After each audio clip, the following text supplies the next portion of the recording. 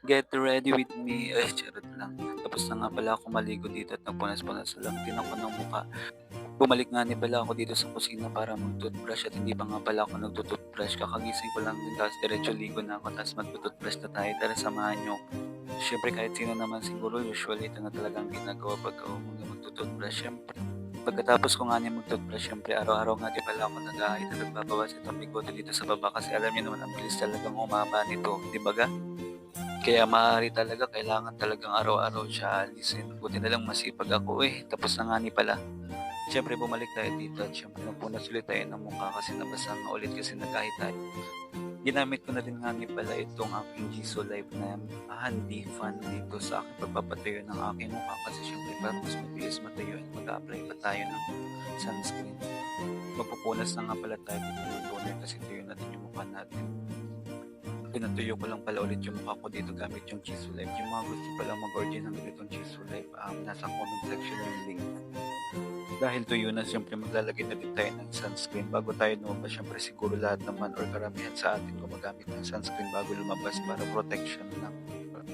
Matapos nga mag-apply sa mukha, nalagyan din pala natin yung leg natin para balance at pareho. Kasi lalo na sobrang init talaga, kailangan mo talaga maglagay ng sunscreen. Siyempre pagkatapos sa bandang itaas sa may bandang ibaba na naman. Uy, huwag ka mag-iisip na ganyan. At siyempre, sinunod ko na din pala dito yung alam mo yun. Siyempre, para wala tayong kapangyarihan, kailangan din natin araw-araw linisin at kuskusin ang ating biro lang po, huwag niyo siseryosohin na lang. So dahil Lunes ngayon, violet lang pala ang atake natin for today's video. Kung mapapansin nyo, wala dito si Jason sa video na to kasi nasa Jason ay maaga. Alam niyo naman ako na hindi ko kayang magaga. Uy, biro lang ito. Bago daw kasi mag-7, dapat nandun na siya. Kaya sabi ko, umuna ka na tapos pupunta ko na lang yung motor niya sa trabaho niya. Tapos, kaya sabi ko sa kanya, sige na mauna na siya. Tapos dadaanan ko na lang yung motor doon sa pinagtatrabuhan niya. So, ito na pala guys ang ating OOTD outfit of the day. Uy, so mag-spray na rin pala ako dito ng pabango. Ginagamit ko nga pala dito ay Love Story. Nabibili lang ako sa pet shop kaya kaya nyo din magbili. Kinabit ko na nga din pala itong smudgers natin at baka makalimutan pa. Siyempre bago umalis dapat huwag kakalimutan uminom ng distilled. Hindi.